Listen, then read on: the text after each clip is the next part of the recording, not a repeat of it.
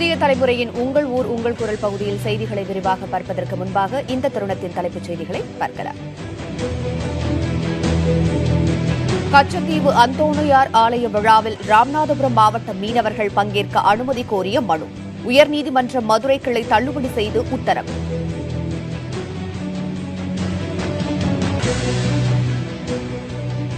திருவாரூர் மாவட்டத்தில் 2 விவசாயிகள் அடுத்தடுத்து உயிரிழப்பு. நாகை வேதாரண்யம் அருகே பயிர் கருகியதைக் கண்டு விரக்தியில் விவசாயி ஒருவர் மயங்கி விழுந்து மரணம்.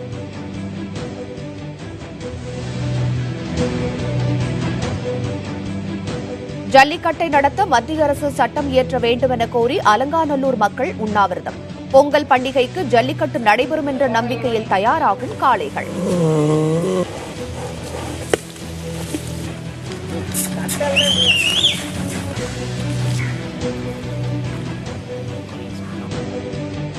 வேலூர் மாவட்டம் ஆம்பூரில் கடந்த ஆண்டு நடைபெற்ற கலவரம் தொடர்பான வழக்கு.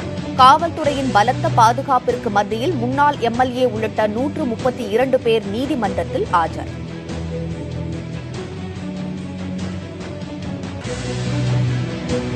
நாட்டின் எதிர்காலமான மாணவர்கள் போதைக்கு அடிமையாகும் சோகம். போதை வஸ்துகளாக மாறும் டியூபில் அடைக்கப்பட்ட பசைகள்.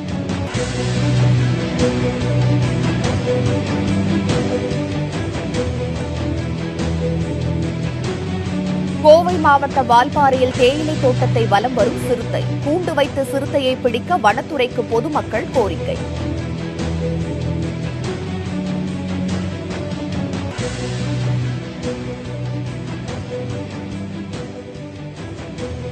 இனி உங்கள் ஊர் உங்கள் குரல் பகுதியில் செய்திகளை தொடர்ந்து பார்க்கலாம்.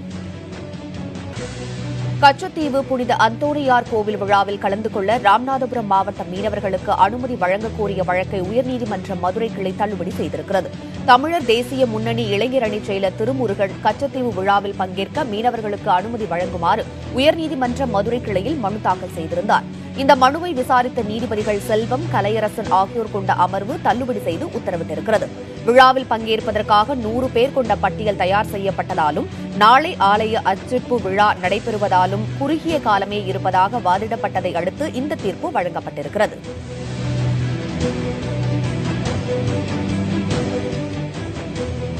நாகை மாவட்டம் வேதாரண்யம் அருகே உள்ள ஆயக்கார் குளத்தைச் சேர்ந்த விவசாயி நடராஜன் என்பவர் பயிர் கருகிய அதிர்ச்சியில் மாரடைப்பால் உயிரிழந்ததாக கூறப்படுகிறது. 1 ஏக்கர் நிலத்தில் சாகுபடி செய்யப்பட்டிருந்த சம்பா பயிர் பருவமழை பொய்த்ததால் கருகியிருக்கிறது. அதனால் தொடர்ந்து மன வருத்தத்தில் இருந்த நடராஜன் வயலில் இன்று காலை மயங்கி விழுந்துள்ளார். திருவாரூர் அரசு மருத்துவக் கல்லூரி மருத்துவமனையில் அனுமதிக்கப்பட்ட அவர் சிகிச்சை பலனின்றி உயிரிழந்தார். உறவினர்கள் கொடுத்த புகாரின் பேரில் வாய்மேடு காவல்துறையினர் வழக்கு பதிவு செய்துள்ளனர்.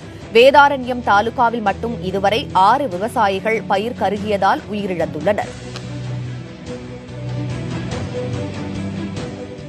அவர் 1 ஏக்கர் குத்தகை நல்லா சாவடி பண்ணியிருந்தாரு. மழையா சுத்தமாக இல்லை. நேற்றுக்கு நைட்டு கொஞ்சோண்டு மழை பெஞ்சுது. வேதாரண்யம் பகுதியில் மட்டும் 2 சென்டிமீட்டர் மழைனாங்க. அது கொஞ்சமாக தான் எங்களுக்கு பெஞ்சுது. அதனால வயலுக்கு உரந்தளிக்கலான்னு உரம் எடுத்துகிட்டு போய் பார்த்தாரு. சுத்தமாக பயிர் கறிகிறது, தண்ணி இல்லை. அந்த அதிர்ச்சியில் அங்கேயே மயங்கி விழுந்தார். தண்ணி இல்லைங்கிற அதிர்ச்சியை பார்த்துட்டு அப்படியே மயக்கம் மட்டும் கீழே விழுந்துட்டாரு. உடனே தூக்கிட்டு போய் வேதாரண்யத்தில் அட்மிட் பண்ணாங்க. நாகப்பட்டினம் போக சொன்னாங்க. அங்கே கொண்டு போய் திருவாரூர் போனாங்க. திருவாரூரில் போய் அதிர்ச்சியில் அவர் இறந்துட்டாரு, காப்பாற்ற முடியாதுட்டாங்க. நாங்கள் கொண்டு வந்துட்டாங்க. சாகுபடி செஞ்ச வயலெல்லாம் போய் விவசாயிகள் பார்த்தோன்னே விரக்தி இறந்து போயிடுறாங்க. இது வரைக்கும் வேதாரண்யம் பகுதியில் 6 விவசாயிகள் இறந்திருக்காங்க. இது வரைக்கும் அவங்களுக்கு ஆறுதல் சொல்றதுக்கோ இல்லை ஒரு நிவாரணமே தமிழக அரசு அறிவிக்கலை. உடனடியாக தமிழக அரசு இந்த வறட்சி பாதிக்கப்பட்ட இந்த நாகை மாவட்டம் முழுவதும் உடனடியாக ஏக்கர் ஒன்றுக்கு 30,000 ரூபாயும், பாதிக்கப்பட்ட விவசாய தொழிலாளர்களுக்கு 10,000 ரூபாயும், கடந்த கால பயிர் காப்பீட்டு தொகை உடனே வழங்க வேண்டும். இதேபோன்று திருவாரூர் மாவட்டத்தில் 2 விவசாயிகள் அடுத்தடுத்து ஒரே நேரத்தில் மயங்கி விழுந்து உயிரிழந்தனர். திருவாரூர் அருகே பரவாக்கரை கிராமத்தைச் சேர்ந்தவர் விவசாயி ராதாகிருஷ்ணன். இவர் சம்பா சாகுபடி செய்திருக்கிறார். தண்ணீரின்றி பயிர்கள் கருகி வருவதைக் கண்டு வேதனையில் இருந்ததாக கூறப்படுகிறது. இந்த நிலையில் இன்று தனக்கு சொந்தமான வயலுக்கு சென்ற அவர் பயிர்கள் கருகி வருவதைக் கண்டு அந்த இடத்திலேயே மயங்கி விழுந்து உயிரிழந்தார். இதேபோன்று திருவாரூர் அருகே கீரை கொட்டகம் கிராமத்தைச் சேர்ந்த விவசாயி ஒருவரும் உயிரிழந்தார். காளியப்பர் என்ற அந்த விவசாயி தமக்கு சொந்தமான 3 ஏக்கர் விவசாய நிலத்தில் நீரின்றி பயிர்கள் கருகியதைக் கண்டு நிலத்திலேயே மயங்கி விழுந்து உயிரிழந்தார். காவிரி டெல்டா மாவட்டங்களில் தண்ணீரின்றி வறட்சியால் பாதிக்கப்பட்ட சம்பா பயிர்களை பார்வையிட மத்திய அரசு குழு ஒன்றை அனுப்ப வலியுறுத்தி நாகை விவசாயிகள் ஆர்ப்பாட்டத்தில் ஈடுபட்டனர். சாகுபடி செய்யப்பட்ட சம்பா பயிர்கள் நீரின்றி கருகியதால் அவை கால்நடைகளின் மேய்ச்சல் நிலங்களாக மாறியுள்ளன. மத்திய மாநில அரசுகள் விவசாயிகளுக்கு உரிய நிவாரணம் வழங்க வலியுறுத்தி வயலில் கருப்பு கொடி ஏற்றியும் கண்களில் கருப்பு துணி கட்டிக்கொண்டும் விவசாயிகள் ஆர்ப்பாட்டத்தில் ஈடுபட்டனர். தமிழகத்தில் இன்றோடு சேர்த்து 40க்கும் மேற்பட்ட விவசாயிகள் தற்கொலை நோக்கி தள்ளப்பட்டிருக்கிறார்கள். மத்திய மாநில அரசுகள் பாதித்த பகுதிகளை பார்வையிடுறதுக்கு இதுவரைக்கும் தேசிய பேரிடர் குழுவை தமிழ்நாடு அரசு கூப்பிடல, மத்திய அரசு வந்து பார்க்கல. கர்நாடகாவிலிருந்து தண்ணீர் திறக்காததால் இவ்வாண்டு குருவை பொய்த்தது போக சம்பாவும் பொய்த்த நிலையில் நட்ட பயிரும் தெளித்த பயிரும் காய்ந்துள்ள சூழ்நிலையில் மத்திய மாநில அரசுகள் உடன் நிவாரணம் கொடுக்க வேண்டும் என்ற நோக்கோடு விவசாயிகள் எதிர்பார்த்து உள்ள நிலையில் இந்த அடிப்படை காரணமாக இதை கண்கட்டி எங்களுடைய விவசாயிகளுடைய எதிர்ப்பை தெரிவிக்கிறோம். இலங்கை கடற்படையால் சிறைபிடிக்கப்பட்ட மீனவர்களையும் படகுகளையும் விடுவிக்க வலியுறுத்தி பாம்பனில் மீனவர்கள் ஆர்ப்பாட்டத்தில் ஈடுபட்டனர். இலங்கை கடற்படையின் கைது நடவடிக்கையை கண்டித்தும் மீனவர்கள் மற்றும் படகுகளை விடுவிக்க கோரியும் பாம்பன் பேருந்து நிலையம் அருகே ஆர்ப்பாட்டம் நடைபெற்றது. மத்திய மாநில அரசுகள் தலையிட்டு மீனவர்களை விடுவிக்க உடனடியாக நடவடிக்கை எடுக்க வேண்டும் என போராட்டத்தில் ஈடுபட்டவர்கள் முழக்கங்களை எழுப்பினர். மேலும் தங்களது கோரிக்கைகளை முன்வைத்து இன்று முதல் கால வரையற்ற வேலைநிறுத்த போராட்டத்தில் ஈடுபடப் போவதாகவும் அவர்கள் தெரிவித்தனர். முன்னதாக நேற்று முன்தினம் பாம்பன் மற்றும் தூத்துக்குடியிலிருந்து மீன்பிடிக்க சென்ற 12 மீனவர்களை எல்லை தாண்டி மீன்பிடித்ததாக கூறி இலங்கை கடற்படையினர் கைது செய்துள்ளனர். பொங்கல் திருநாளில் ஜல்லிக்கட்டு நடத்த அனுமதி கிடைக்கும் என்ற நம்பிக்கையில் புதுக்கோட்டை மாவட்டத்தில் காளைகள் தயார் செய்யப்பட்டு வருகிறது. நீச்சல் உள்ளிட்ட பயிற்சிகள் காளைகளுக்கு அளிக்கப்பட்டு வருகின்றன. தனி அறையில் மின் விசிறி வசதியுடன் ஜல்லிக்கட்டு காளைகள் பராமரிக்கப்பட்டு வருகின்றன. உச்சநீதிமன்றம் விதித்துள்ள தடையினால் கடந்த 2 ஆண்டுகளாக ஜல்லிக்கட்டு நடைபெறவில்லை. பெரும்பாலான கோவில்களில் திருவிழாக்கள் இன்றி களையிழந்து காணப்பட்டன. ஆகையால் வரும் பொங்கலன்று ஜல்லிக்கட்டுக்கு அனுமதி அளிக்க வேண்டும் என அவர்கள் கோரிக்கை விடுத்துள்ளனர். ஜல்லிக்கட்டுக்கு அனுமதி அளிக்காவிட்டால் போராட்டங்கள் நடத்துவதோடு தடையை மீறி ஜல்லிக்கட்டு நடத்துவோம் என்றும் ஆதங்கத்துடன் கூறுகின்றனர்.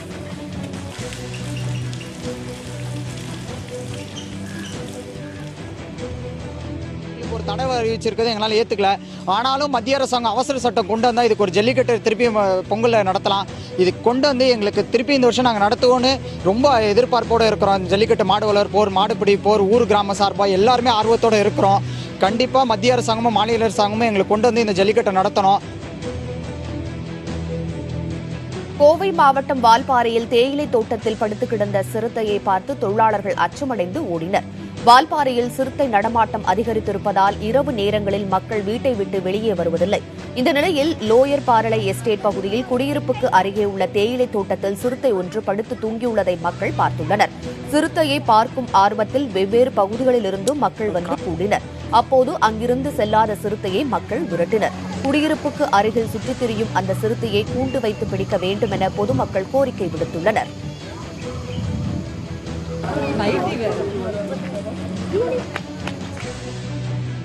காஞ்சிபுரம் மாவட்டம் சித்தாமூர் ஒன்றியத்தில் போதிய பேருந்து வசதிகள் இல்லாத காரணத்தினால் சிரமத்திற்கு ஆளாவதாக பொதுமக்கள் புகார் தெரிவிக்கின்றனர். சித்தாமூர் ஒன்றியத்திற்கு உட்பட்ட பூங்குணம் கிராமத்தில் 2000க்கும் மேற்பட்ட பொதுமக்கள் வசித்து வருகின்றனர். இந்த பகுதியில் காலை 8 மணிக்கு ஒரே ஒரு பேருந்து மட்டுமே வந்து செல்வதால் வேலைக்கு, கல்லூரிக்கு சென்று வர மிகுந்த சிரமத்திற்கு ஆளாவதாக கவலை தெரிவிக்கின்றனர். அடர்ந்த வனப்பகுதி என்பதால் மாலை 6 மணிக்கு மேல் பெண்கள் வீடு திரும்ப மிகுந்த அச்சமடைவதாகவும் தெரிவிக்கின்றனர். நாகை மாவட்டம் சீர்காழியில் பள்ளி, கல்லூரி மாணவர்கள் புதிய முறையில் போதைக்கு அடிமையாவதாக புகார் எழுந்திருக்கிறது. இதனால் பெற்றோர், சமூக ஆர்வலர்கள் கவலையடைந்துள்ளனர். இந்த விவகாரத்தில் ஆட்படும் மாணவர்கள் வீட்டிற்கு தள்ளாட்டத்துடன் வருவதாக தெரிகிறது. ஆனால் அவர்களிடமிருந்து எந்தவித வாடையும் வராததால் ஒரு மாணவனை பெற்றோர் பின்தொடர்ந்துள்ளார். அப்போது டயர் டியூபுகளில் ஒட்டுவதற்கு பயன்படும் பசை போதை வஸ்தாக மாறியிருந்தது தெரியவந்திருக்கிறது. இதனை தடுக்க நாகை மாவட்ட காவல்துறை அதிரடி நடவடிக்கைகளை எடுக்க வேண்டும் என பொதுமக்கள் கோரிக்கை விடுத்துள்ளனர்.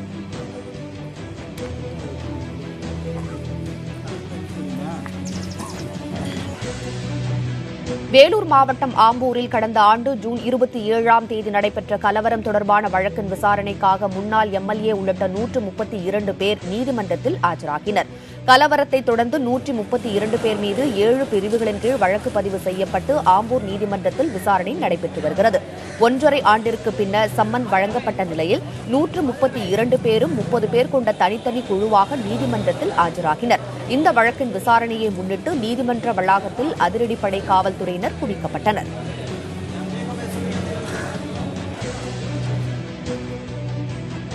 மேட்டூர் அருகே பள்ளிப்பட்டி பகுதியில் அரிய வகை விலங்கான எறும்பு தின்னி பிடிபட்டது.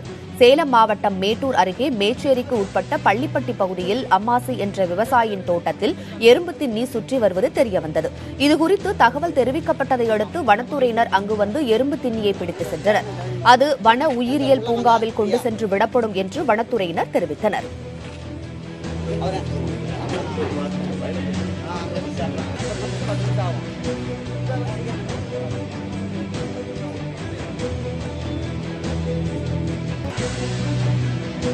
கோவையில் 83 வயது மூதாட்டியை பாலியல் வன்கொடுமை செய்து கொலை செய்த வழக்கில் மணிப்பூர் இளைஞரை காவல்துறையினர் கைது செய்துள்ளனர். மூதாட்டி இறந்த அன்று பிறந்தநாள் கொண்டாட்டத்தில் ஈடுபட்டிருந்த 20 பேர் மீது விசாரணை நடத்தினர். அதில் ஷமீர் கானை சந்தேகத்தின் அடிப்படையில் கைது செய்ய முற்பட்ட போது அவர் வடகோவை மேம்பாலத்திலிருந்து கீழே விழுந்து தப்பிக்க முயற்சித்துள்ளார். அதில் காலில் முறிவு ஏற்பட்டதால் தற்போது மருத்துவமனையில் அனுமதிக்கப்பட்டிருக்கிறார்.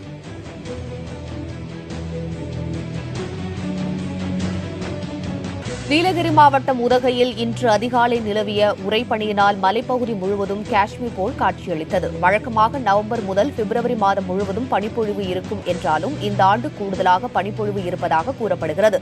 இன்று அதிகாலை உதகை, இந்துநக, தலைக்குந்தா உள்ளிட்ட பகுதிகளில் கடும் குளிர் மக்களை உறைய வைத்தது. தாவரங்கள், வீடுகள், வாகனங்கள் என அனைத்தும் பனிப்போர்வை போர்த்தியது போன்று காணப்பட்டது. குளிர் மற்றும் பனிமூட்டம் காரணமாக வாகனங்களை இயக்க ஓட்டுநர்கள் சிரமத்திற்கு ஆளாகினர்.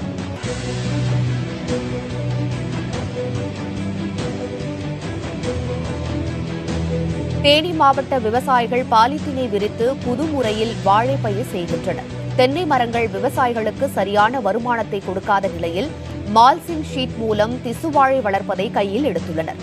வாழைக்கட்டை நடவு செய்யப்படும் இடத்திலிருந்து 3 அடி அகலத்திற்கு இந்த பாலித்தீன் விரிக்கப்படுகிறது.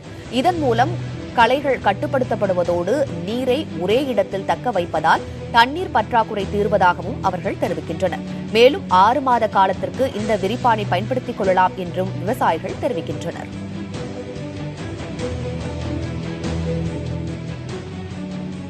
கணித மேதை ராமானுஜரின் 129வது பிறந்த நாளை முன்னிட்டு திருச்சியில் உள்ள தனியார் கலை அறிவியல் கல்லூரியில் கணித மாதிரி கண்காட்சி இன்று தொடங்கியிருக்கிறது.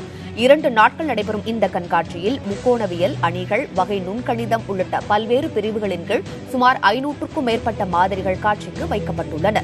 திருச்சி மாவட்டத்தில் உள்ள பல்வேறு பள்ளி மற்றும் கல்லூரிகளைச் சேர்ந்த மாணவ மாணவிகள் இந்த கண்காட்சியினை கண்டுகளித்தனர். கிறிஸ்து பிறப்பு பெருவிழாவை வரவேற்கும் விதமாக பாளையங்கோட்டையில் மாணவர்கள் கிறிஸ்துமஸ் தாத்தா வேடமணிந்து கலந்து கொண்ட ஊர்வலம் நடைபெற்றது. வீடுகளில் குடில்கள் அமைத்தும் நட்சத்திரம் கட்டி தொங்கவிட்டும் கிறிஸ்துவர்கள் உற்சாகமாக தயாராகி வருகின்றனர். பாளையங்கோட்டையில் சிறு குழந்தைகள் முதல் மாணவர்கள் வரை கலந்து கொண்ட கிறிஸ்துமஸ் தாத்தாக்கள் ஊர்வலம் நடைபெற்றது. பாளையங்கோட்டை 100 மண்டபம் அருகில் இருந்து துவங்கிய இந்த ஊர்வலம் நகரின் முக்கிய வீதிகளின் வழியாக சென்றது. சுமார் 300 மாணவர்கள் கிறிஸ்துமஸ் தாத்தா வேடமணிந்து சென்றது பார்வையாளர்களை வெகுவாக கவர்ந்தது. மேட்டூர் அருகே உள்ள செக்கானூர் கதவணையின் மதகு உடைந்தது. அது தொடர்பான தகவல்களை செய்தியாளர் பாலகிருஷ்ணனிடம் கேட்கலாம். பாலகிருஷ்ணன், கதவணையின் எத்தனையாவது மதகு உடைந்திருக்கிறது? அதற்கு காரணம் என்னமாக கூறப்படுகிறது? கண்டிப்பா உமா, மேட்டூர் அணையிலிருந்து காவிரி டெல்டா பாசனத்திற்காக வினாடிக்கு 750 கனஅடி தண்ணீர் திறக்கப்பட்டு வருது. இந்த தண்ணீரானது செக்கானூர் அருகே உள்ள கதவணை மின் நிலையத்தின் மூலம் தேக்கப்பட்டு சுமார் 1 TMC அளவுக்கு தண்ணீர் தேக்கப்பட்டு அங்கிருந்து மின் உற்பத்தி செய்யப்பட்டு தண்ணீர் வெளியேற்றப்பட்டு வருது. இந்த கதவணை தொடர்ந்து தண்ணீர்லேயே மூழ்கி இருக்கிறதுனால இது பராமரிப்புங்கிறது போதிய அளவு இல்லாத காரணத்தினால இந்த மதகு உடைப்பு ஏற்பட்டிருக்கு.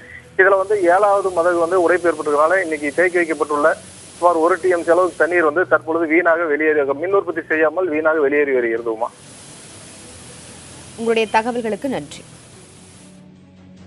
தொடர்ந்து செய்திகளை பார்க்கலாம். நாகை மாவட்டம் வேளாங்கண்ணியில் கிறிஸ்துமஸ் தாத்தா வேடமிட்டவர்கள் ஊர்வலமாக சென்று பொதுமக்களை உற்சாகப்படுத்தினர். கிறிஸ்துமஸ் பண்டிகைக்கு இன்னும் 3 நாட்களே உள்ள நிலையில் அதற்கான கொண்டாட்டங்கள் களை கட்ட தொடங்கியுள்ளன. இந்த நிலையில் கிறிஸ்துவர்களின் புனித தலமாக விளங்கும் நாகை மாவட்டம் வேளாங்கண்ணியில் கிறிஸ்துமஸ் தாத்தா ஊர்வலம் நடைபெற்றது. வேளாங்கண்ணியின் முக்கிய வீதிகளில் இசை பாடலுடன் கிறிஸ்துமஸ் தாத்தா வேடமிட்டு வலம் வந்தனர். ஊர்வலத்தை காண வந்த பொதுமக்களுக்கு இனிப்புகள் வழங்கி கிறிஸ்துமஸ் வாழ்த்துக்களை பரிமாறிக்கொண்டனர்.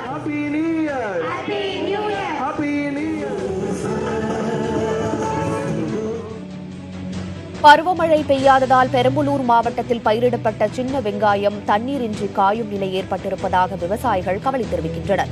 பாடலூர், சத்திரமணை, எசனை உள்ளிட்ட பகுதிகளில் சின்ன வெங்காயம் அதிக அளவு பயிரிடப்பட்டு வருகிறது. தற்பொழுது பருவமழை பொய்த்து போன நிலையில் வெங்காய பயிர்கள் வாடி காயும் நிலை ஏற்பட்டிருக்கிறது. மேலும் ரூபாய் நோட்டு பிரச்சினை காரணமாக ஏற்கனவே பட்டறை போட்டு பாதுகாக்கப்பட்ட சின்ன வெங்காயத்தை வியாபாரிகள் வாங்காததால் விலை வீழ்ச்சி கண்டிருக்கிறது. பட்டறையில் 1 கிலோ 25 ரூபாய்க்கு விற்கப்பட்ட சின்ன வெங்காயம் தற்போது 5 ரூபாய்க்கு விற்பதால் பெருத்த இழப்பு ஏற்பட்டிருப்பதாக விவசாயிகள் வேதனை தெரிவிக்கின்றனர்.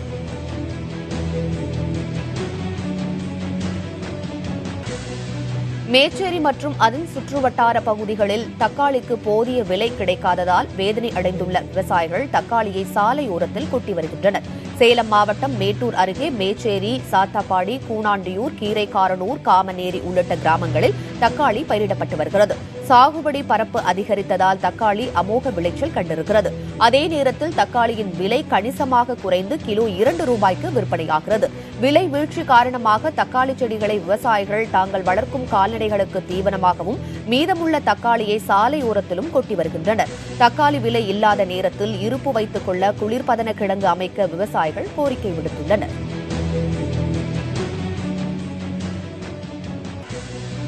மேலும் பல அண்மைச் செய்திகளுக்கு தொடர்ந்து இணைந்திருங்கள் புதிய தலைமுறையோடு.